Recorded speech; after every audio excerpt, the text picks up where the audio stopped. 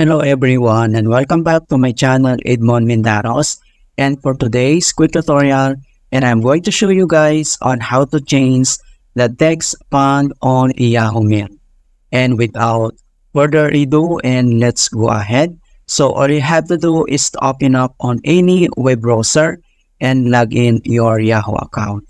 So kahit anong browser yung pwede mong gamitin pag login ng Yahoo account ay pwede po siya, like Microsoft Edge, Mozilla Firefox, or Chrome browser.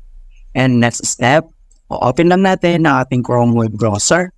And then once nakapag-login ka na, ganito yung makikita mo dito sa kanyang Yahoo homepage. And then next step, dito lang sa upper right side, makikita mo dito yung Yahoo Mail icon. So click mo lang yan. And madadirect tayo dito sa ating Yahoo Mail inbox. Okay, so kung paano ba natin i-change yung text font sa ating Yahoo Mail account. So ang next step, dito lang sa left side ninyo, so kailangan mo lang itap tong compose. So click mo lang yan. And then makikita mo kagad dito yung no message. So bago tayo mag-create ng email, so dito lang sa baba ay kailangan mo lang i-select dito yung font. Ito siya. So makikita mo dito yung letters na yan na dalawa na letter A. So tap mo lang yan. And then pwede ka na mag-select dito kung anong gusto mong font text. Okay? So for example, select mo lang dito yung classic.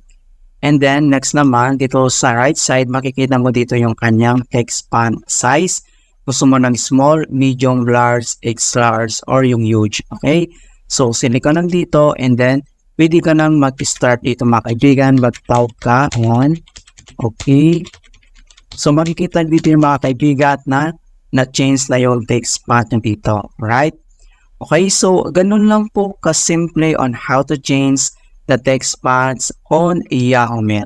And please don't forget to like this video, subscribe to my channel for more quality content. Thank you guys and see you in my next tutorial.